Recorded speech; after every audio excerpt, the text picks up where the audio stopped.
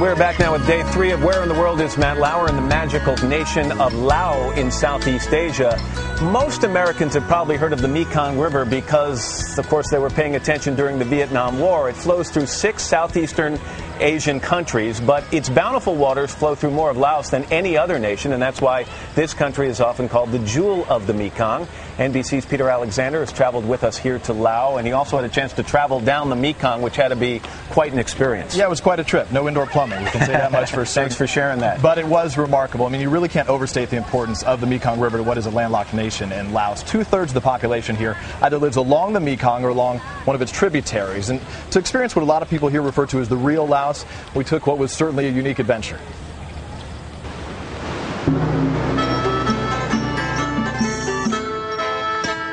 In Laos, Mekong means mother of water, and here she provides for an entire nation as a source of food, faith, and tradition.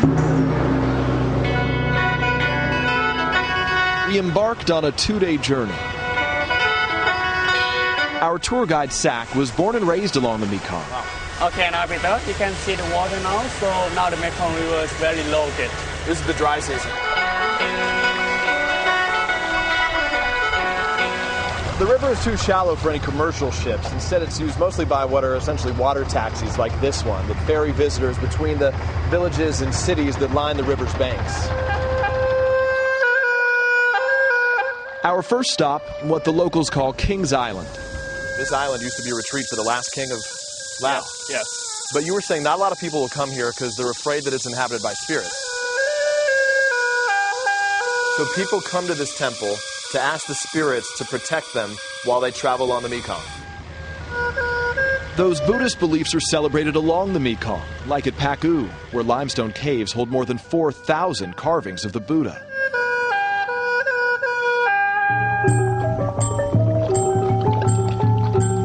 But what people rely on most is the river's natural rewards. The Mekong itself means what to this country?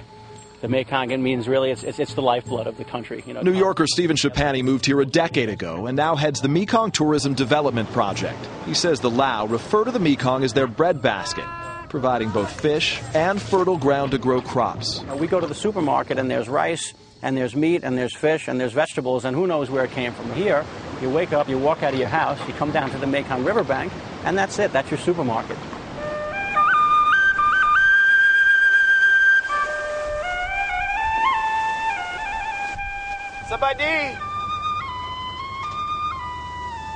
After 9 hours on the river, we finally arrived. This is home for the night, huh? Yeah. This is a typical Lao village along the Mekong River. There are about 120 people who live here. They have a few generators, so there's some electricity, but really no running water. And even at this hour, the temperature is more than 80 degrees and the humidity more than 80%. And we are the first Western visitors ever to sleep here overnight.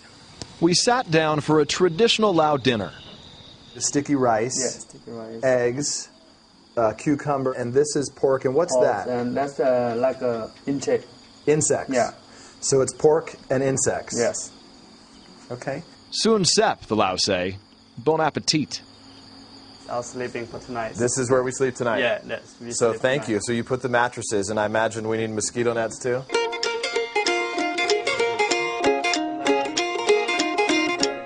This is our suite for the night. Yeah. Yeah. Sweet dreams, we say. Yes, sweet dreams. The village's daily routine begins again at dawn.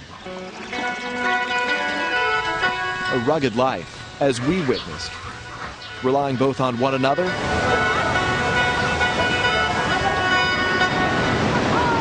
and this mighty river. And to be fair for us, this really is, in a sense, roughing it, but you have a new appreciation for the Lao people who live, so many of them, along this river with no means of communication or transportation except for the river itself. I'd be honest, you didn't eat that bug, did you? Well, it's funny you asked that question. In Lao culture, it's actually impolite to eat all the food on your plate, so I felt necessary to leave a little bit behind. I didn't eat that bug. We should get some props where they are due. A little respect to our soundman, Mark Roberts. We have got a shot for you. He did eat the cicada. He suggested going back for seconds. Said it tasted, by the way, like fried onions, but then said he was full. And he should be out of the infirmary shortly. We've got a doggy bag for you to take on the plane. Thanks. If you like. And you get another story later. We're going to check in with you again. We do. Thanks Peter Alexander, thanks very much. When we come back, we're going to mark an important milestone. 100 days to go until the Olympic Games in Beijing, and we'll take you inside an active Buddhist temple here in Laos. But first, these messages.